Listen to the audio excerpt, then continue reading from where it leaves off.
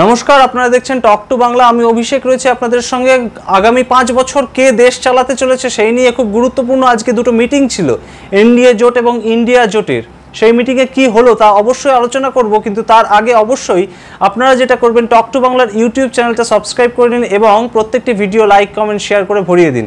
এবার আসি সেই খবরে। গতকাল কিন্তু লোকসভা নির্বাচন, 18তম লোকসভা নির্বাচনের রেজাল্ট বেরিয়ে গিয়েছে এবং 543 জন এমপি কারা কোথা থেকে ইলেক্টেড হলেন তা কিন্তু এখন দিনের আলোর মতন স্পষ্ট।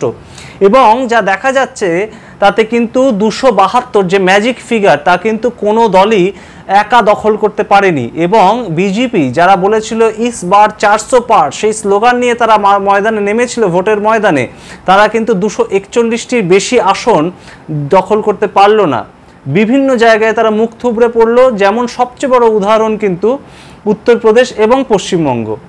সেদিকে আমরা যাচ্ছি না, কিন্তু আজ কিন্তু বিজেপির তরফ থেকে মিটিং ডাকা হয়েছিল এবং এনডিএ জোটকে কেন্দ্র করে বিজেপির এনডিএ জোটের মধ্যে যারা ছিল তারা কিন্তু বিহার থেকে নীতিশ কুমারের দল এবং এছাড়া কিন্তু চন্দ্রবাবু নাইডুর যে দল, তারাও কিন্তু এই এনডিএ জোটের শরিক হিসাবে ভোটে লড়েছিলেন। অপরদিকে কিন্তু ছিল ইন্ডিয়া জোট, INDIA জোট।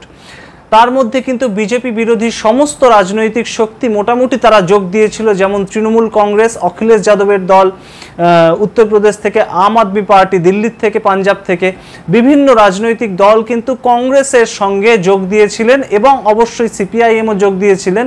যদিও তারা তেমন ফলপ্রসূ কিছু রেজাল্ট করতে পারেননি, তবুও তারা এনডিএ জোট তার এগেনস্টে দাঁড়িয়েছিলেন ইন্ডিয়া জোটের হয়ে।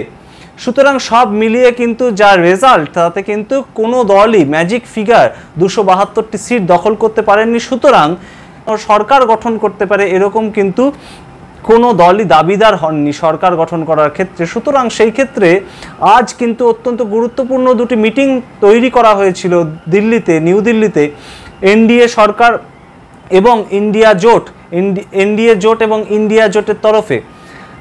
কিন্তু সেই মিটিংয়ের ফলাফল হিসেবে যা বেরিয়ে আসছে আমাদের কাছে, তা কিন্তু নীতিশ কুমার এবং চন্দ্রবাবু নাইডু তারা কিন্তু এনডিএ শরিক হিসেবে যেমন ভোটে লড়েছিলেন, ভোটের রেজাল্টের পরেও কিন্তু তারা বিজেপি গভর্নমেন্টকেই সাপোর্ট করছেন এবং এনডিএ কিন্তু আগামী 5 বছরের জন্য দেশের শাসকের ভূমিকায় আবার থাকতে চলেছে। এবং বলাই বাহুল্য, নরেন্দ্র মোদী কিন্তু তৃতীয়বারের জন্য প্রধানমন্ত্রী হতে চলেছেন। অপরদিকে আমরা যদি ইন্ডিয়া জোট বা INDIA তাদের মিটিংয়ের দিকে নজর রাখি, তারাও কিন্তু মল্লিকার্জুন খাড়গে তারাও কিন্তু বলে দিয়েছেন, মোটামুটি ইঙ্গিত দিয়েছেন যে তারা সরকার গঠন করার কথা এই মুহূর্তে অন্তত ভাবতে পারছেন না এবং তারা বিরোধিতা করবেন এবং তীব্র বিরোধিতা করবেন এই মোদী সরকারের আগামী 5 বছরের জন্য লোকসভার অভ্যন্তরে। আমরা নজর রাখবো আগামী দিনে কি হয় সেই দিকে, লোকসভার অভ্যন্তরে কারা ঝড় তোলে সেই দিকে। আপনারা দেখতে থাকুন টক টু বাংলা এবং অবশ্যই সাবস্ক্রাইব করুন টক টু বাংলার ইউটিউব চ্যানেল। ধন্যবাদ।